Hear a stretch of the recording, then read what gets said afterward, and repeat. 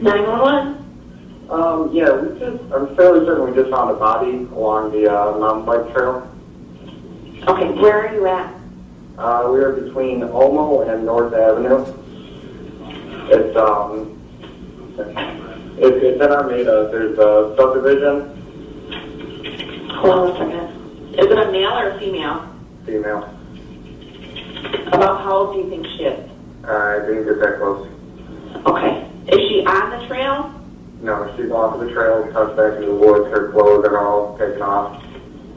In other news tonight, new developments in the murder of an Armada teen. Police want to know if you recognize this man. Investigators are calling him a person of interest and want to talk with him. Police say they've already ruled out April's family as suspects. And as 7 Action News reporter Alexis Means shows us, police asking for the public's help. Police have been working this case since it broke. They say if you have any information or if you were on this trail on Thursday from 6:20 to 8:20 p.m., give them a call. This has greatly touched our community here. People who live in the village of Armada say they won't live in fear after 14-year-old April Millsap was killed on a popular bike trail. This morning, Armada Township Fire shut down Oma Road between Armada Ridge Road and the trail as FBI agents searched for evidence in Millsap's murder. Brandon Schindler watched from his front yard. I don't know if they're looking for more evidence or what's going on, but it's kind of crazy. FBI agents used metal detectors to look for answers. We were looking for a couple articles that we believed April had with her. Police say the articles are not clothing and are tight-lipped about the evidence. The teen was killed near Fulton and Depot Roads in a wooded area Thursday night while walking her dog. Her dog Penny led joggers to her body. Police released this sketch of a man they want to talk to. He's a white male with sandy brown or reddish hair. Police aren't certain about his height, but say he's not excessively short. They may show an excessive interest into what's going on in our investigation. Chief Smith says April was not shot or stabbed and that this is an isolated incident, a terrifying crime that's rocked a small community. It's pretty wild something like that happening around here. The chief says they have received hundreds of tips and investigators are going over all of that information. They say if you have any information that can help in this investigation, call the police tip line at 877-616-4677. In Armada, Alexis Means, 7 Action News.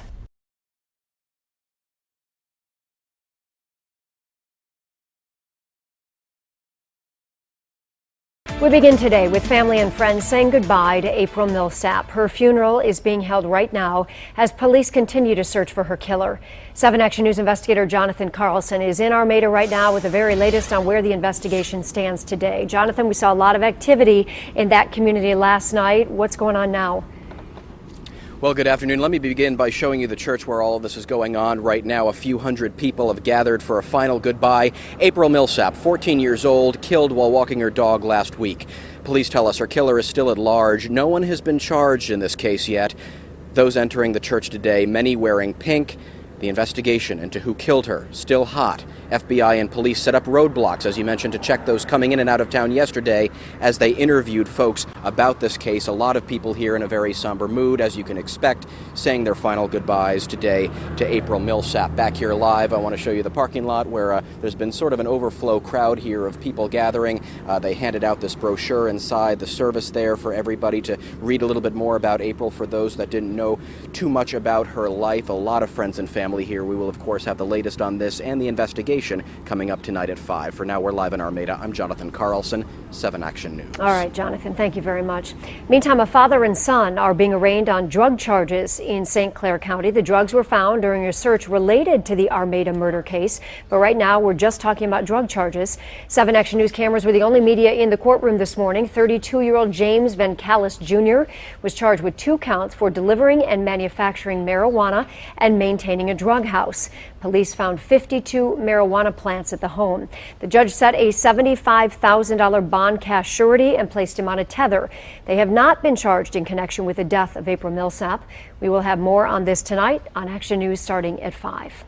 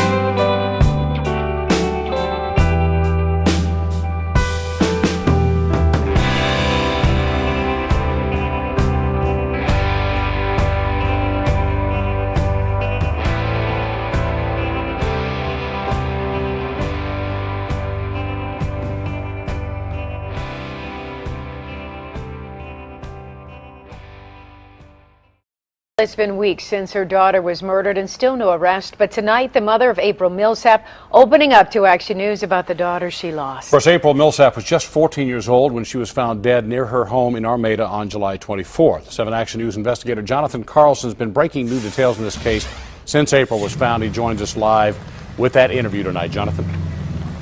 Well, good evening. April's family tells me they're just letting police do their job as they wait for answers. Meanwhile, they're sharing with us why April was so special.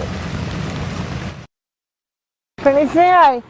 When April Millsap's body was found, her beloved dog Penny was still there guarding her, the only known witness to a horrific murder. Penny loved April. Whenever April came out of her room in the morning, she was there. Jennifer Millsap wears a pink ribbon in her hair these days. It was her daughter April's favorite color. She has only memories now. Just how warm she was and how quiet, more quiet she was, but how caring she was. The 14-year-old's body was found last month along a trail not far from the family's home. The killer still at large. I just want answers. I just want to know why. I want to know who, and I want to know why. What did a 14-year-old girl do so bad that it cost her life? That's something investigators have been trying to figure out for weeks. 7 Action News has been there, breaking new details in the case each week, from FBI roadblocks to lake searches and the location of where April's phone was reportedly found. But still no solid lead that has led to an arrest. The community of Armada wants answers too. This tight-knit village has plastered pink ribbons all over town in support of the family. It hasn't been lost on Jennifer. My deepest thanks, appreciation. I can't, thank you, it's not big enough. I don't feel thank you is big enough way to thank this community for what they've done. It's so supportive that I couldn't ask for anything more. Emotional support, it's been what I cherish most. She talked with us about a daughter who was like any other teenager. That once junior high kicked in, the friends became more important. But there was still a mother-daughter bond. Loved helping people, she was there when anybody needed her, she was there. Quiet but generous, kind, caring, beautiful little girl. As for how Jennifer's holding up? Doing the best I can. I'm trying. It's hard. I have my days where it hurts. Now, police say this is anything but a cold case. They're waiting on DNA results that could move this investigation forward. We're live in Armada. I'm Jonathan Carlson, 7 Action News.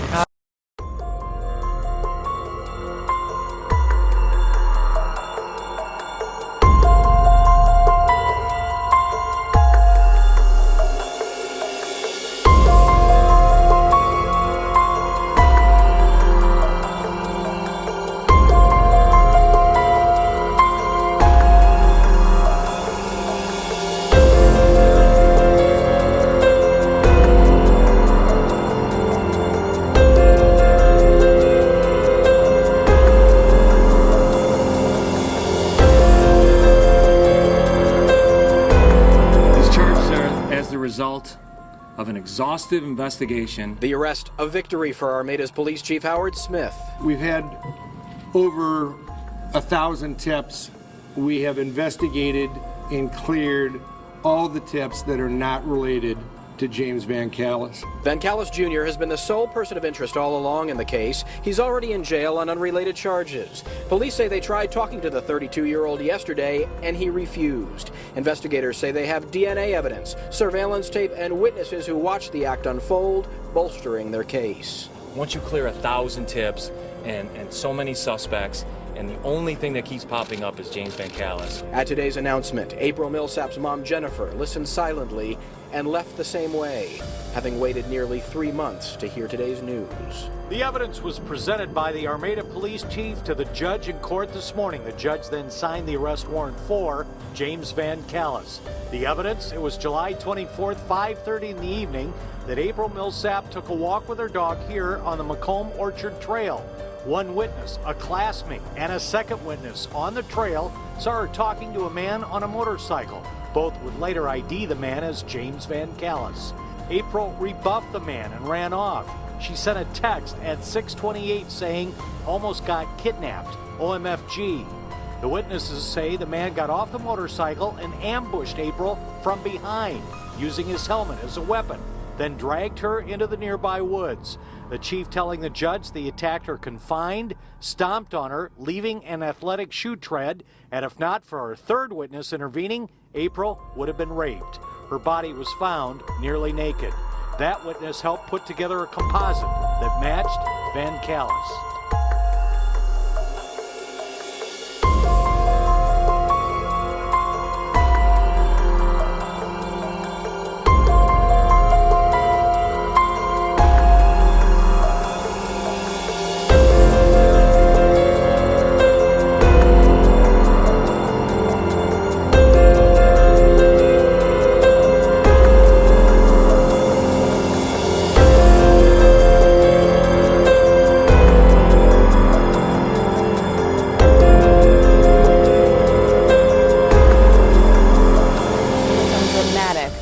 In court today during the James Van Callis trial. He's the Macomb County man accused of murdering 14-year-old April Millsap. That was in 2014. 7 Action News reporter Anu Prakash joins us live from Mount Clemens with more on today's testimony. Anu? Well, Stephen and Glenda, there were 5 people who took the stand today, and one of them seemed to be a key witness for the prosecution. On a scale of 1 to 10, how certain are you? It's a 10. William Buchanan says he's positive it was James Van Callis that he saw back on July 24th, 2014, the day April Millsap was murdered along the Macomb Orchard Trail. Buchanan was riding his bike there at the time when he says he spotted Van Callis on a motorcycle. He says he's certain it was Van Callis because of those eyes. Describe what it is about the eyes that captures your attention. They're very large, round eyes, larger than most. During cross-examination, some dramatic moments. Van Callis' attorney tried to discredit Buchanan. He had him recreate the moment he says he saw Van Callis on the trail, and even had Van Callis put on his helmet, implying he couldn't have seen much in the seconds he claims he made eye contact. Then when Van Callis tried speaking, he was quickly shot down by his attorney. Don't say anything. And in the end, Buchanan didn't budge. Is that what you saw on the trail that day? That's correct. I have no further questions. Prosecutors also played this video that shows who they believe is Van Callis on his bike after the murder. The footage was recorded by cameras on Daniel Koss's home. Prosecutors also showed how April's cell phone traveled that area during that time. They believe after she was murdered, Van Callis took off with her cell phone and backpack. Van Callis' defense attorney tried to raise doubt over what was seen on that surveillance video. Now, you see that motorcycle. Can you tell what color that motorcycle is? Not really. And can you tell if that's a male or a female? That's all. You're not trying to tell the ladies and gentlemen of the jury that this is the motorcycle that's on that video, are you? No, I'm not. And the medical examiner testified that the person who killed April Millsap stepped on her throat, cutting off the girl's air supply. Now, there were tread patterns from a pair of shoes found all over the girl's body. The jury today shown graphic autopsy photos. Those photos were shielded from the public and the media, but take a listen to what the medical examiner had to say. These types of injuries are the types of injuries that I see in very high impact accidents. The medical examiner ruled April Millsap's death a homicide by asphyxiation and blunt force trauma. Millsap had 23 bruises on her head, 11 abrasions on her neck, and more than a dozen internal injuries. The teen's brain hemorrhaged during the attack. This is not an injury that would be caused by a slap or even a punch. The medical examiner said the victim's injuries could have been caused by a motorcycle helmet. The defense argued there was no physical evidence found on James Van Callis' helmet that links him to the murder. Would you have expected that once some blood got on that helmet, some hair, a leaf, something else, a skin cell, something may have stuck to that blood, correct? For a period of time, yes, unless the helmet was washed. The 14-year-old Armada girl was killed in July 2014 while out walking her dog. Police received more than 1,000 tips. Armada Police Chief Howard Smith said a few tips mentioned the defendant, James Van Callis. There was probably a couple, 3, with regards to the composite. I know there was one from a neighbor that called with regards to the motorcycle. Now, the defense argued that a few eyewitnesses tweaked their suspect descriptions after seeing pictures of Van Callis in the media. And running for her life. New images shown in court today reveal how April Millsap tried to escape her killer. Topping our news tonight at 6, the heartbreaking attempt by a 14-year-old girl to save her own life. Oh, this is so sad. April Millsap was beaten and stomped to death on the Macomb Orchard Trail in Armada in July of 2014. 34-year-old James Van Callis is charged with her murder. Jason Colthorpe is live in Mount Clemens tonight, where the jury today was able to see just where Millsap took her final steps. Good evening, Jason.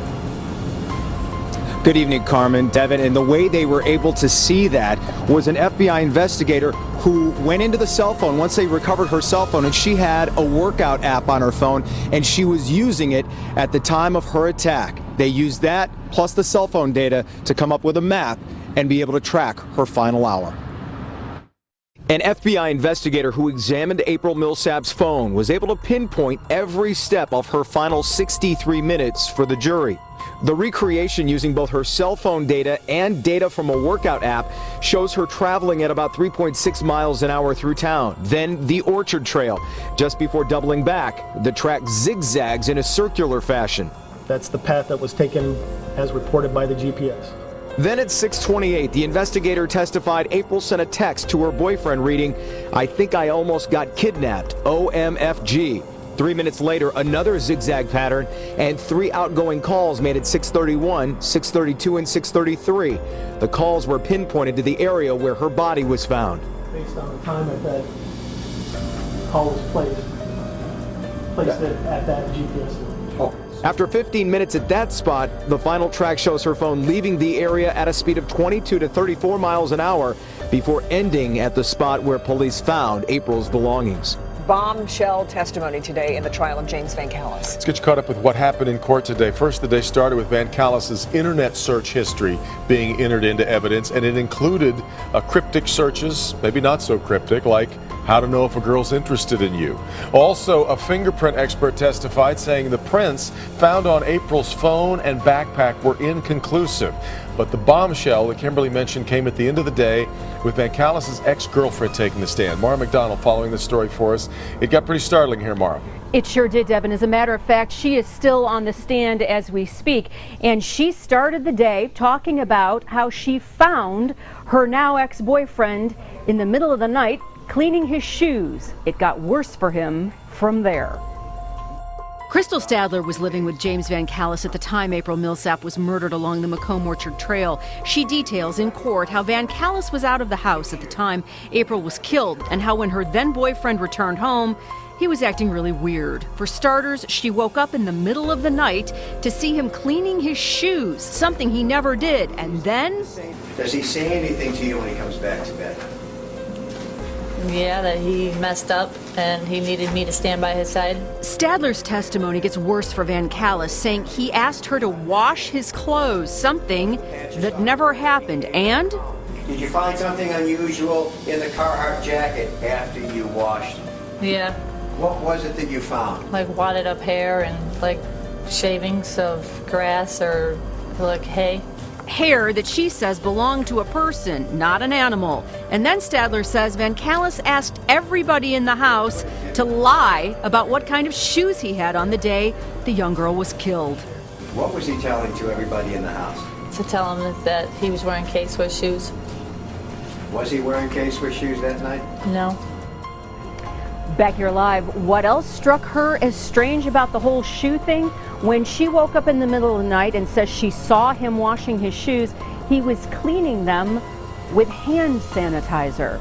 Devin, Kim, back to you. Now, Mara, they were together at the time of the murder, not anymore. She also talked about their relationship. She sure did, and she called him abusive and controlling. In this case, Penny was April's familiar in life, and her iPhone is her familiar in death. Penny showed us where the body was, but the iPhone told us who her killer was. And her iPhone told us it's James Van Callis. What did the iPhone tell us? First, it told us where she was murdered. We have that GPS on the path.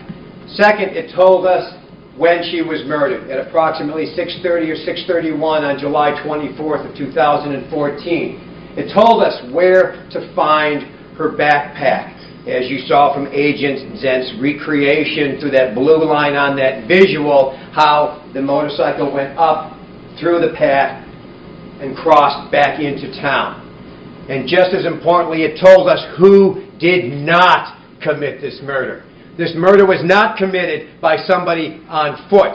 This murder was not committed by somebody riding a bike. Because as you know, people like Land and Buchanan, who ride regularly, got to a maximum speed of approximately 17 miles per hour.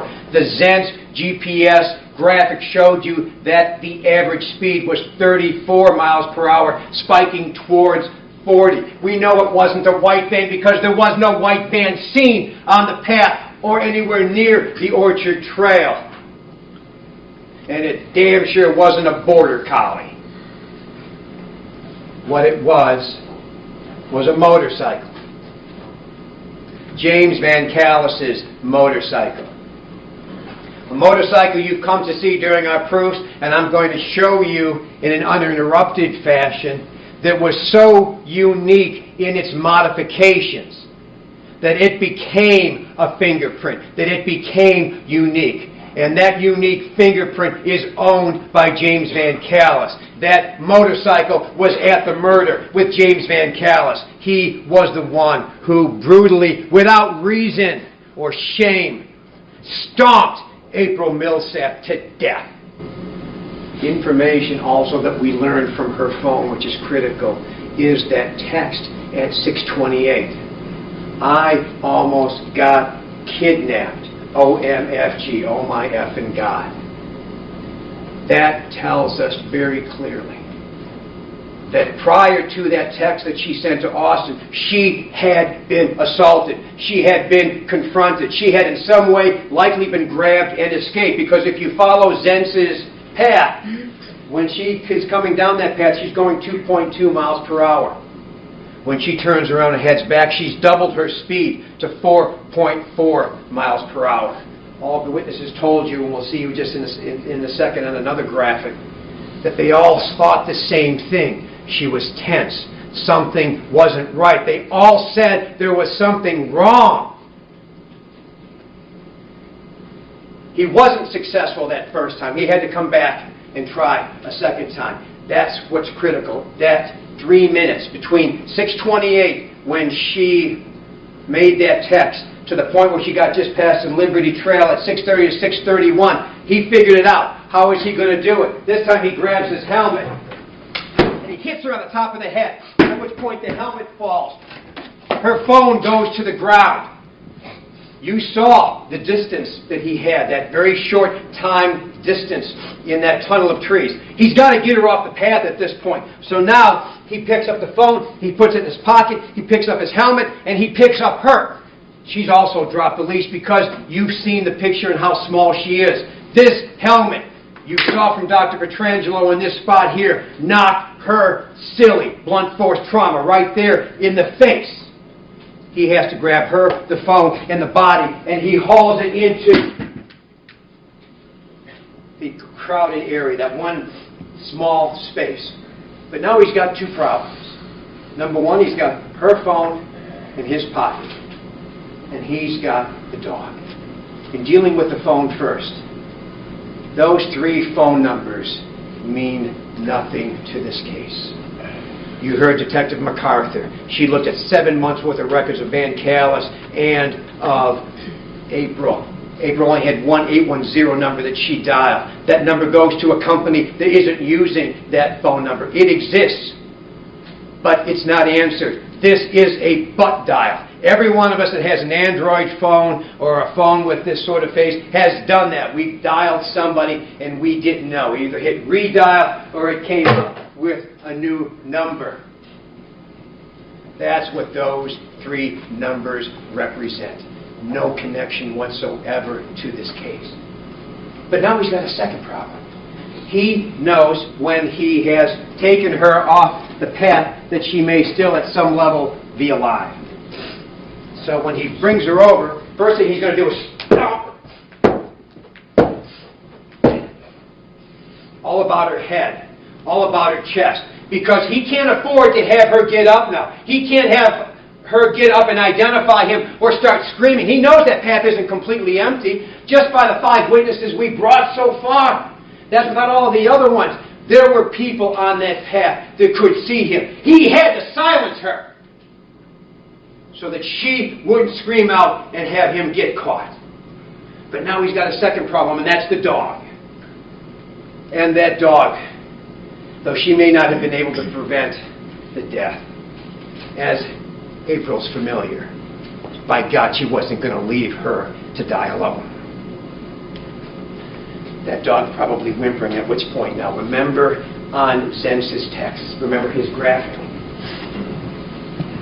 when the motorcycle had left, there were 2 places on the road that came to a stop for 30 seconds. One before Cossa's house, then one just out of Cossa's range. And if you remember on that graphic, when that motorcycle is still, when that phone is still, it didn't move. But remember, when that 14 minutes of that murder, that phone was going like this. What's he doing? He's chasing down the dog.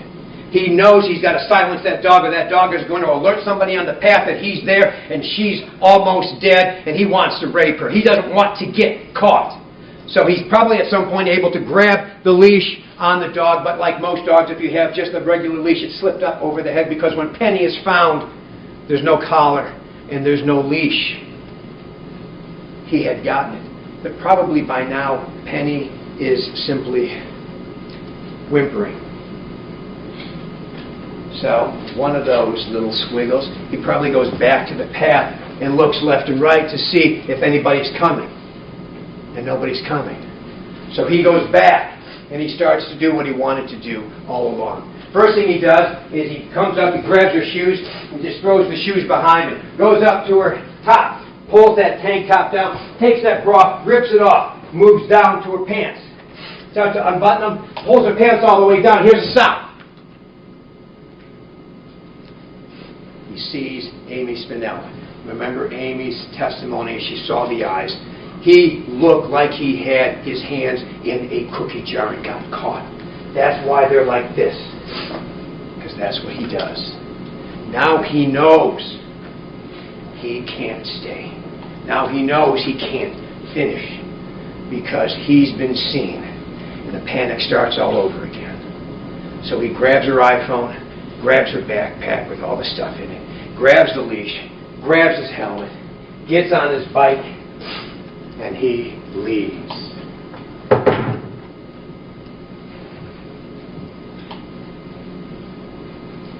Drops the backpack off. Conveniently goes around.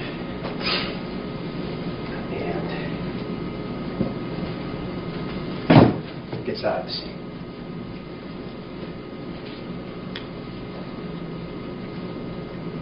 You had a rare opportunity in this case to see something most juries don't get to see. And that is, you got to see Mr. Van Callis's volatility. Remember when Bill Buchanan was standing here and they were doing that god-awful supposed test, which we'll talk about in a few minutes, because I find it odd, because here you are lower than he is, and you're supposed to be able to see up over that, okay? God. Anyways, Bill Buchanan is standing here very quiet. He's going, no, you've got to put the helmet down. You've got to pull that helmet down. Now the helmet's too high up, you've got to pull that helmet down.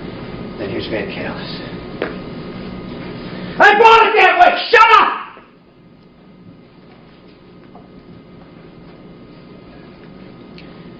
Put it in these terms. In front of 12 people, 14 of you now, 12 people who will eventually decide his fate. In front of 4 armed deputies. Remember, we had to remove you before we brought him out and get more security, because it's very difficult to bring somebody accused of murder that close to a jury. 4 armed deputies. 2 more armed investigators behind me. 3 cameras showing this case to the world.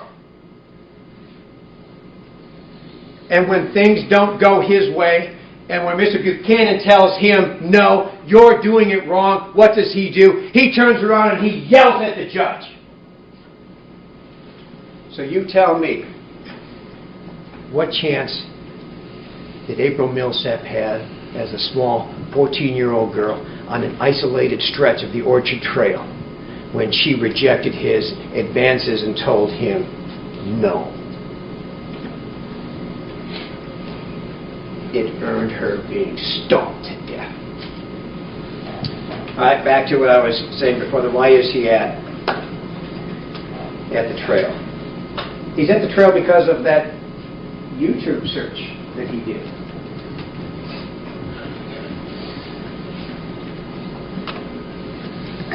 July 18th, 6 days before the murder. These are the most important ones. I don't need to show you all. He's been doing it for months now, as you saw. Most important, why would this girl say, I'm too old for her and still hit on me? Why would this girl say, I'm too old for her and still hit on me? Girls say, I'm too old for her and still hit on me. Do young girls like older men? How to make a girl that does not want you to want you? I guess, I don't know if there is,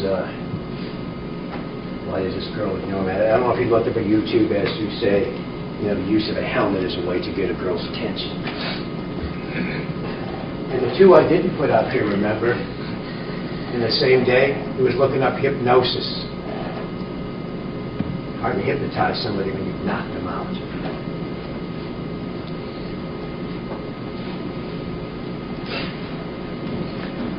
I want to debunk a couple of myths about this case.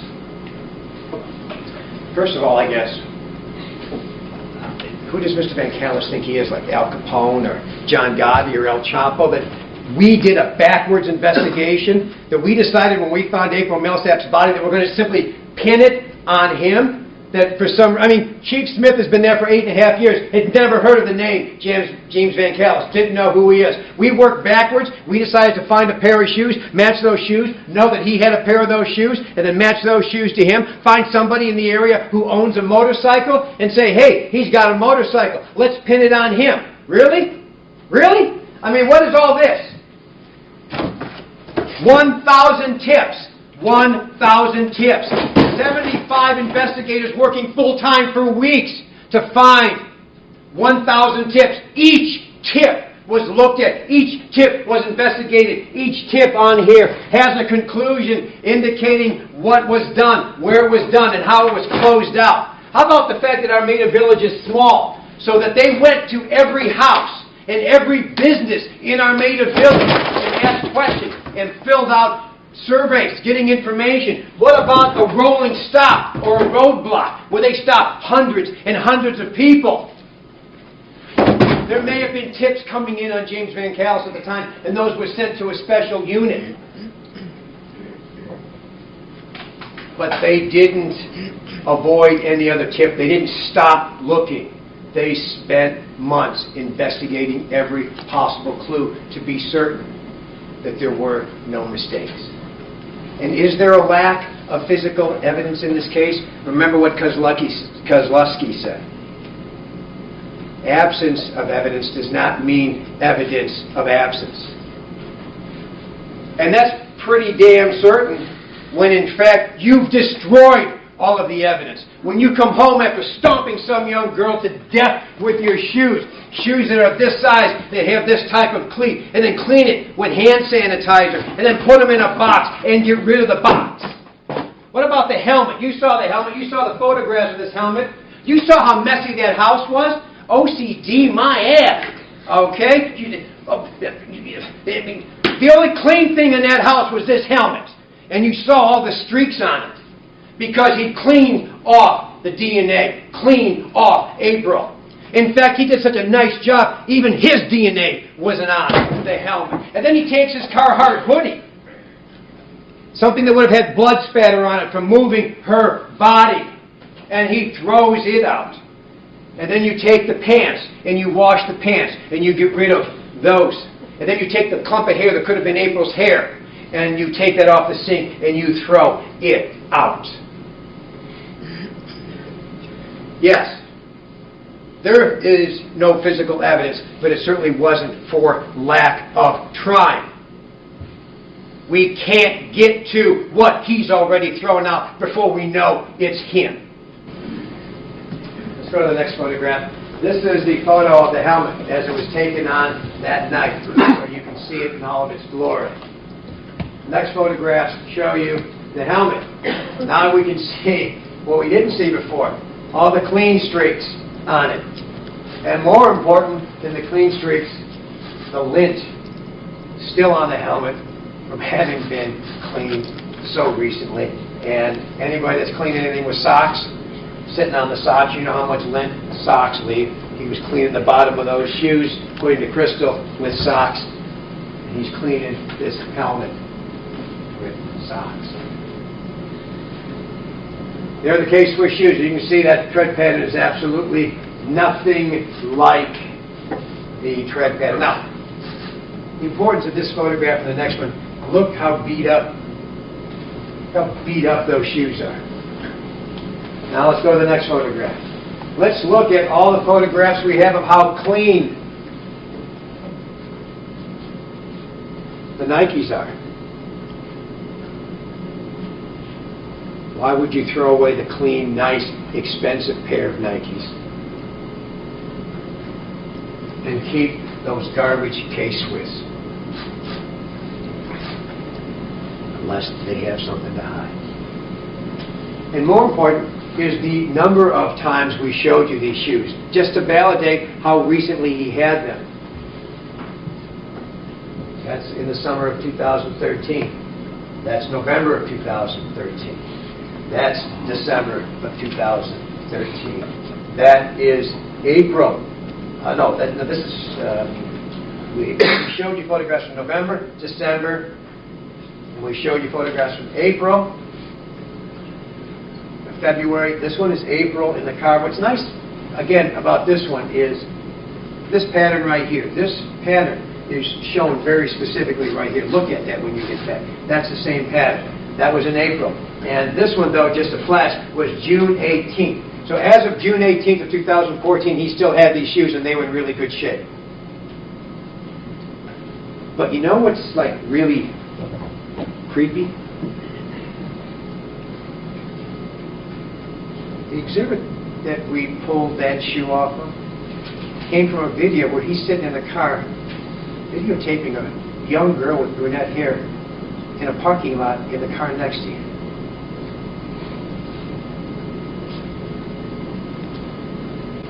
Next. Well, take that down for just a second so they can hear me.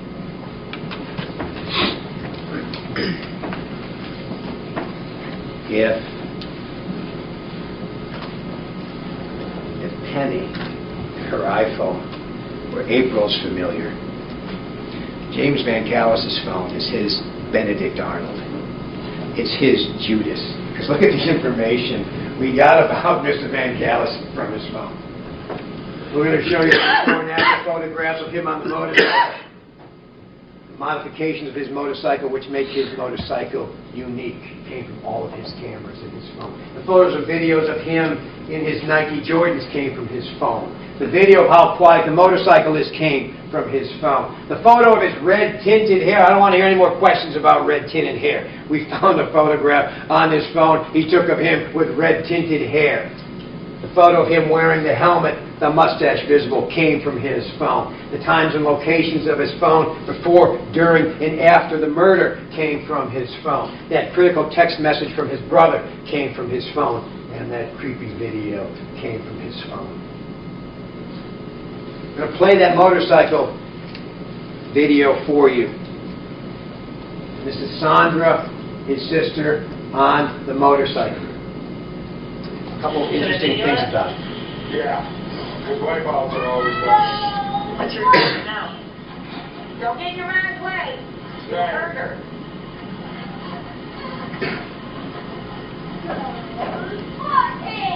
Stop it right there. You see how far away this is, and see how clear that light is? So when Mr. Buchanan tells you he can see that light from an extended distance, there it is, right there, on a video from his own phone. That's how far you can see that light, and even farther back would be my guess. Now, let's listen to how quiet the bike is. Good. Not that good.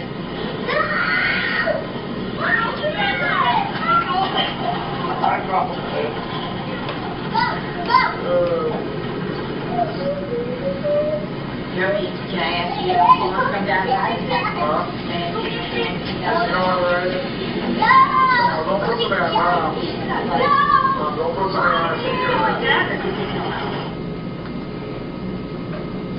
Did you see Mr. Van Callis in that video? Did you notice whether he had a beard or not?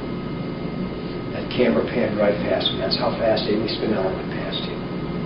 He was in there. Did you look for that? Did you see it? Or you're going to have to go back and stop.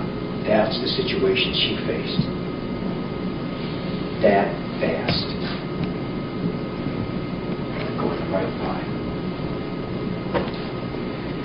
Now, during the faux demonstration that was done on the motorcycle, there was this issue that Buchanan was talking about him being up and the motorcycle being lower, and then Mr. Sheik talking about, well, when there's weight on the motorcycle, it's even lower, and that's why James Van Callis is trying to get down here. Well, we did a little bit of our own stilling here, okay?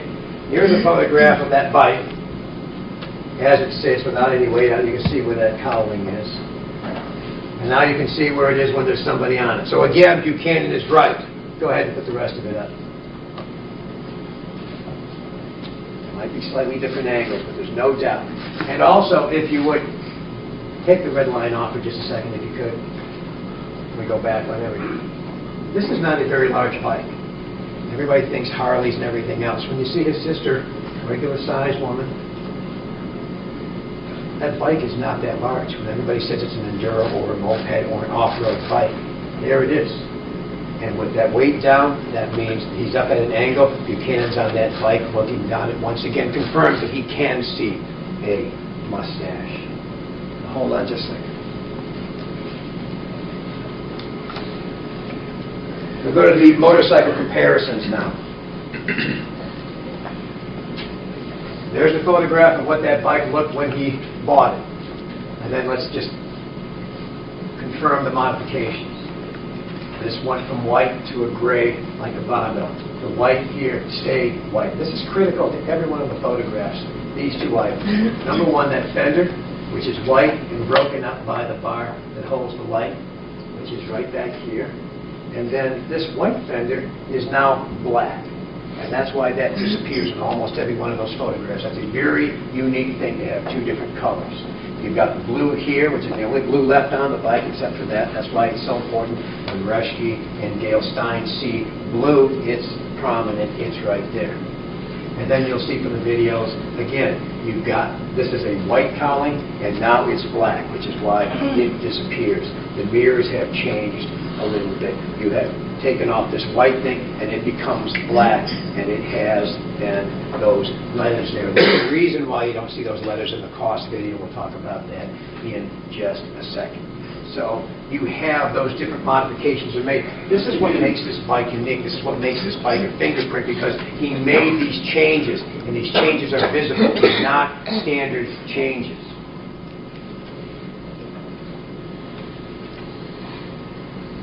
You have these exhibits in the back. We can provide them for you digitally like we have here. When you're deliberating, if you'd like to see them up on this screen, we have a clean computer, we have the discs, and we can roll this screen in so that you can do your own analysis. You don't have to have me bothering you or Mr. Sheik bothering you. Do it yourselves. Look at it. Talk amongst yourselves. But this white spot here, that's the Carhartt. All right? This here is this. That's the recreation one. This here is this. This split here is this split here. The light here is not on here. You can't see a fender here because it's black in the shadow. You can't see a fender here because it's black and in the shadow. Now, poor Jason, despite my teasing him, maybe he's not Fred Flintstone, I thought more about like Barney Rubble. He's got to walk the bike like this, standing straight up. Therefore, this is going to be exposed. The reason you don't see it here is because the pegs are right here. And when you're on that bike that's 6 foot some, and your legs are up here like this, that's why this is blocked. This just simply can't be seen. But what you can see here, white high top tension, clear as day. Next. These are some of the images that we put in. We put them on one page. This is the back camera at Mr. Cross's house, and then this is a picture of the bike. What's critical about this, once again, you've got the white here, the white here. You've got the black here with the black fender raised like that. The most important part of this is this motorcycle has 2 different size tires. That's his motorcycle. What do you see here? 2 different size tires. Next. Now, this is what we did. This is the gas station run where he admits that it's him. And this is the cost one, and this is the bike itself. Again, it's the white back, the big helmet, the bar right here, the gray right here. He admitted he was at the Marathon gas station. That's him on his bike at the Marathon gas station, and that's that bike in front of Mr. Kloss's house. Which photograph? Okay, let's turn it over.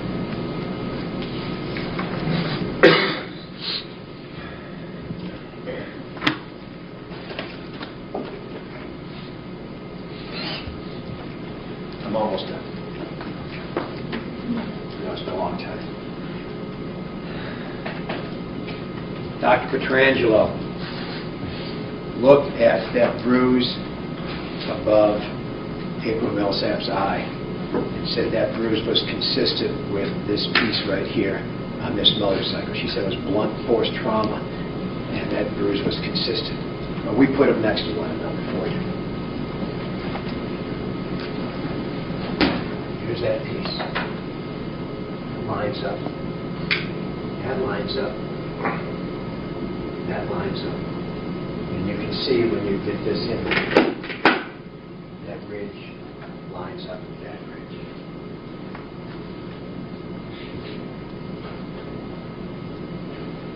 This is what knocked her up.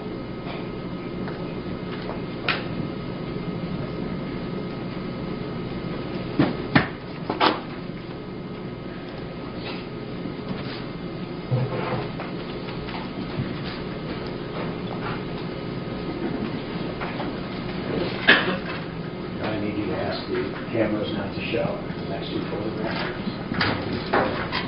The media is instructed not to take any pictures of the photographs that will be shown. If you do, you're going to be subject to contempt proceedings.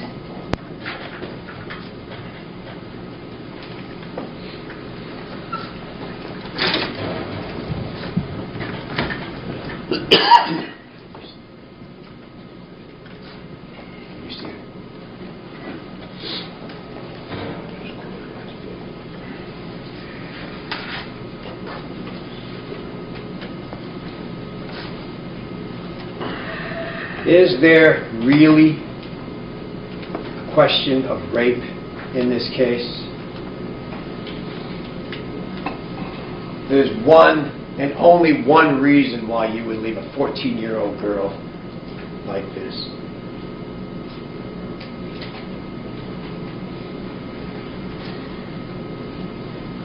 He has no reason to embarrass her. He has no personal connection with her. To embarrass somebody means to imply that you have an emotional connection. There wasn't any. They were strangers. This case was a random act, which is why the village of Armada and all the surrounding areas were scared to their core. Because April Millsap is somebody's daughter. She's Jennifer's daughter. But she could have been anybody's daughter that day on the trail.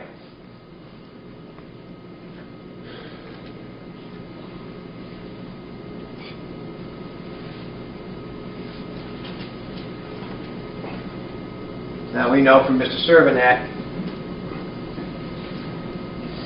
well,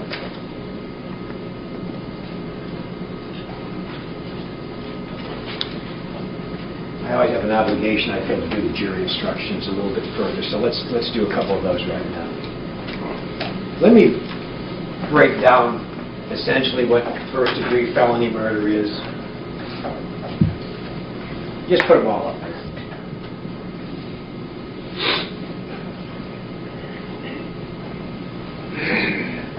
You can read that, but this is what it is. If while you are committing a felony, a crime of some sort, the victim dies during that crime, it's felony murder. We've clearly shown beyond a reasonable doubt that she was murdered. Felony murder, then, is what's the felony, the enumerated felony that precipitated it, which means what did she die, what was he doing when she died? There are two options that you have here. The first is larceny. We know that he stole. Can you just flip the larceny? Do we have the larceny one up here? Number 3. Okay. Essentially, did we spell out larceny? Okay. We did spell out kidnapping. Go to kidnapping first. Really can read the instruction. If that photograph doesn't convince you that was rape, I don't know that there's anything I can tell you that will. There's no reason to leave her that way unless you were going to rape her. The kidnapping, knowingly restraining another person that you intended to engage in criminal sexual penetration. 3. All right, back it up. Just left it with that.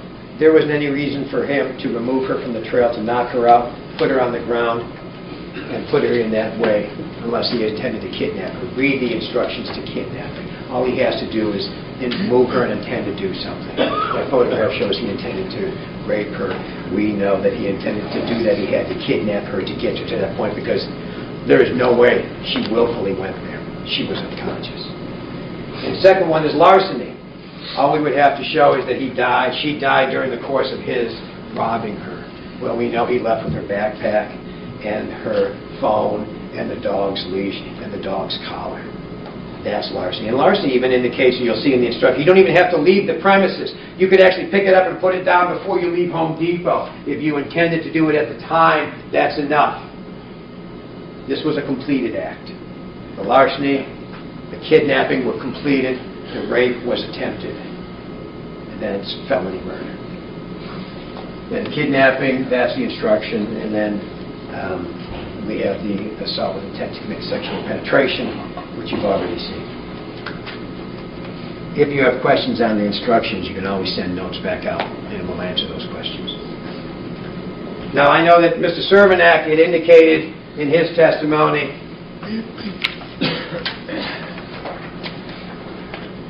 that, oh, I got it up here. There were 5 categories. Well, he listed 5 categories, and that's where Mr. Sheik got this, well, 80%. But remember when Mr. Daly questioned him, there were 8 categories total. Then you have levels 1, 2, 3, 4, and 5. Then you also have a category of unsuitable. You have a category of elimination exclusion. You have a category of inconclusive non-association. So there are 8 categories. So if we use, and it just must scare the engineers, the skewed version, well, of 8, there's only 1. So now we're down to 50%. Okay? But the reality is, it wasn't excluded. In fact, it was identified as potential. But that's an expert having to come in here and hold to scientific standards for you.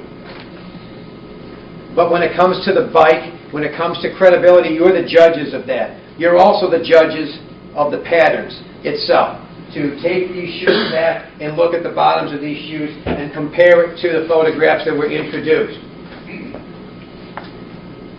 You will see these herringbone patterns, and then you will see for yourself. And take a look. Don't think that matches that? Do your own. We did one for you. Watch this.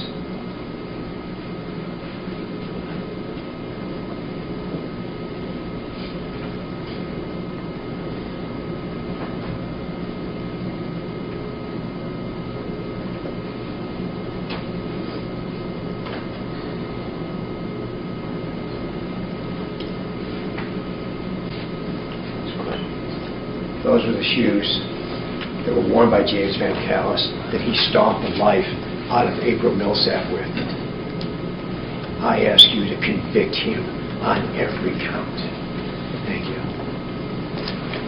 Take 15 minutes to be back here at 10:50. If you want to leave, you can. If you're smoking, there's no objection to that.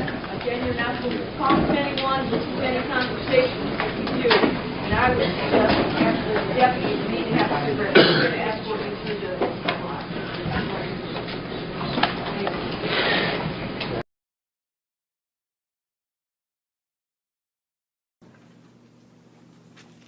And you could begin with count one. Count one is? Count one, first degree premeditated murder. We find the defendant guilty. Count two. Count two, first degree felony murder. We find the defendant guilty. Count three, kidnapping. We find the defendant guilty. Count four, assault with intent to commit sexual penetration. We find the defendant guilty. Okay, the deputy will take the verdict form from you. Have a seat, please. Mr. Sheik, would you like to have this jury polled? Yes, Your Honor, I would. Madam Clerk? Juror number 152, was that and is that your verdict? Yes. Juror number 114, was that and is that your verdict? Was that and is that your verdict? Yes. Juror number 451, was that and is that your verdict? Yes. Juror number 10, was that and is that your verdict? Yes. Juror number 190, was that and is that your verdict? Yes. Juror number 67, was that and is that your verdict? Yes. Juror number 57, was that and is that your verdict? Yes. Juror number 92, was that and is that your verdict? Yes. Juror number 454, was that and is that your verdict? Yes. Juror number 24, was that and is that your verdict? Yes. Juror number 369, was that and is that your verdict? Yes. And juror number 539, was that and is that your verdict? Yes.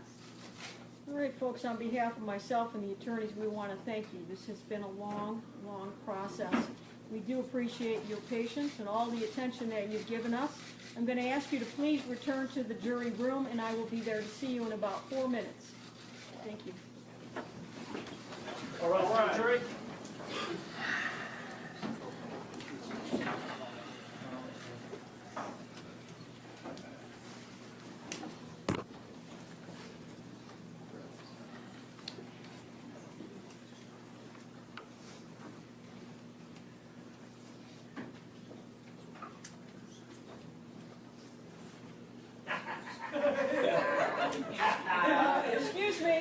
Excuse me, court is still in session. Please, let me finish, and then you can do what you want. Mr. Van Callis, there's a $68 state fee, $130 Crime Victim Rights Service Fund fee. You'll have to have a DNA test, and we will see you here for sentencing on March 30th at 8 a.m. Court is adjourned. Thank you. Thank you, Your Honor.